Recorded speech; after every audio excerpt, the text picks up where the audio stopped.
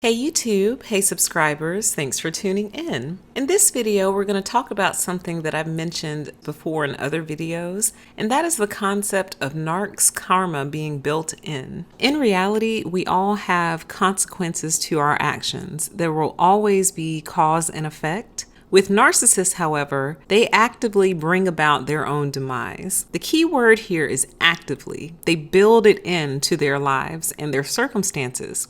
Everyone else has to kind of guess what their karma will be, but narcs don't. They really don't have to, because by virtue of what they choose to do on a daily basis or choose not to do, the outcome of their actions are very, very predictable and usually directly related to the very thing that they were trying to preserve. We're going to walk through some examples to see how this happens in everyday life, and I'm going to use the examples of business and greed to illustrate how narcissist karma is built in. Obviously, there are many other types of examples available of how a narcissist karma is built in. I just felt like these would be the easiest to illustrate to you. So we often hear about different businesses going out of business, and if you've tuned in to any of my other videos, you know that overall my general feeling towards that is good.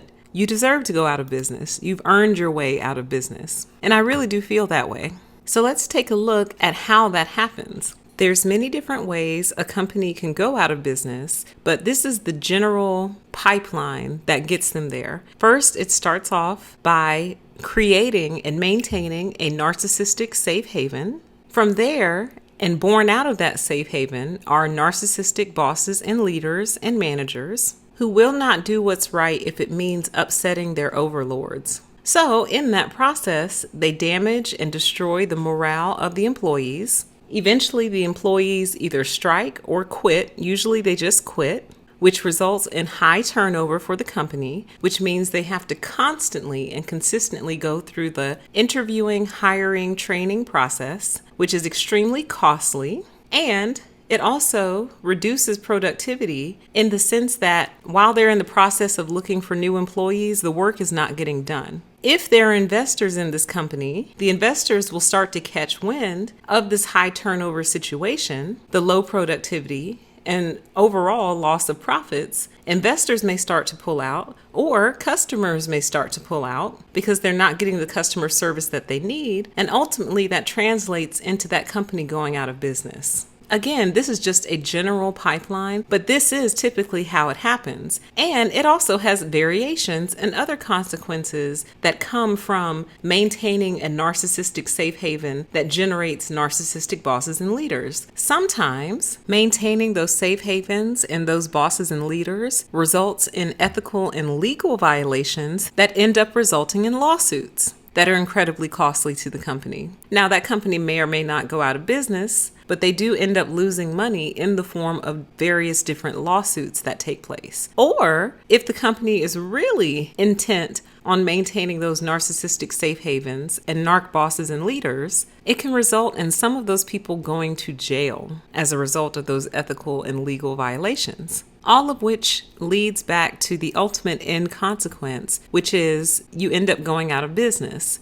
So by virtue of using narcissism as a way to protect the business, they end up destroying it. So you see right there that the karma has been built in to the process. Now let's take a look at the example of greed in general. In general, the narcissistic approach of taking too much and never giving back, greed or being greedy, leads to the depletion of the supply that the narcissist is pulling from, which ultimately eliminates the supply and creates a starving narcissist. Now, a starving narcissist is not necessarily a bad thing, but the irony of the fact that they are the ones that brought about their own starvation, a perfect illustration of the example of karma being built in. Let's take a different look and a more specific look at greed and how karma is built into that. Here in America, we've got a little bit of a housing crisis going on, and it's reaching its peak levels. And it's all the direct result of greed that's been going on for a very, very long time. And now we're starting to see the end result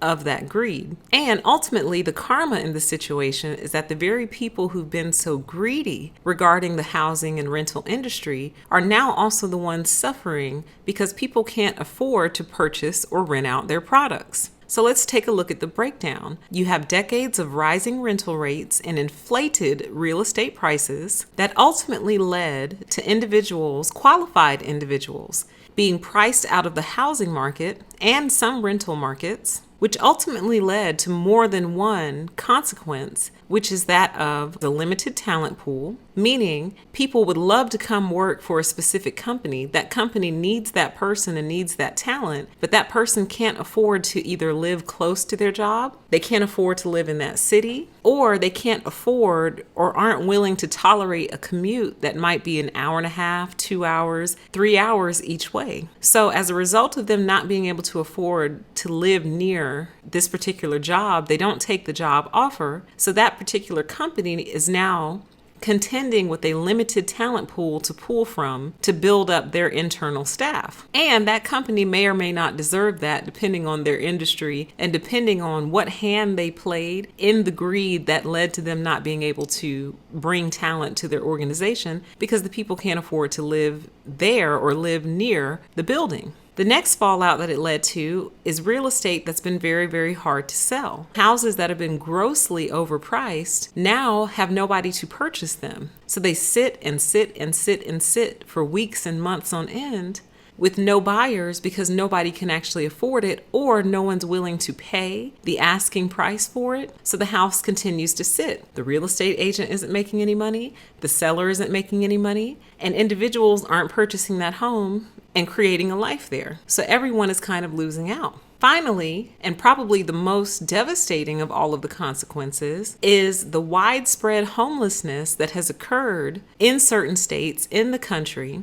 And the interesting piece of it happening to individuals who should be able to afford a home or an apartment or a condo. They should be able to rent it out based on how much money they make every year, but they can't. Or they were paying for it over a period of time, and ultimately it just became too expensive for them, especially with apartments and other types of rental agreements that like to raise the rent for no real reason. After you've been a tenant for a year, the rent just goes up, but salaries aren't raising with it. People may have been trying to do that and play that game for a very, very long time, and ultimately they couldn't keep up and they ended up homeless. These are individuals who check off all the boxes that society says you're supposed to have checked in order to have a home, somewhere to live. They check all those boxes and they still can't afford it. Which ultimately, here's the built-in part, leads to the individuals who've been doing all this fleecing not being able to move their product. They can't move the houses. They can't get people to rent these apartments out.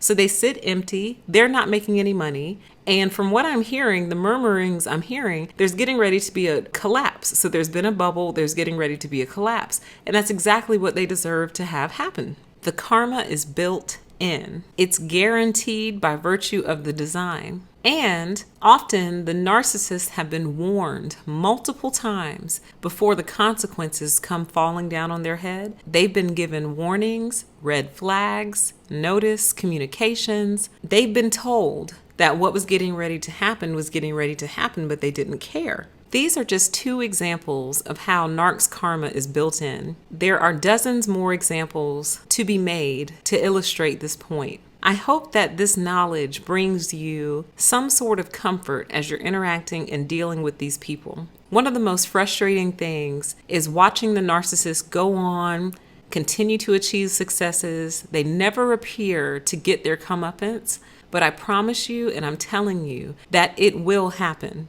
Sometimes it takes a long time to happen, but it will happen because it's built in. It has to happen. And that's probably not much comfort to those of you who've been going through something with these people for a long time. But I hope it offers you some comfort, the knowledge that their karma is built in by virtue of the design. This is very similar to the concept of narcissists eventually imploding. I hope you found this video helpful. What other examples of Narcs karma being built in can you think of? Leave them down in the comments below. Thank you so much for tuning in. I hope you guys are all doing well, and I grant you the permission to exist. Bye-bye.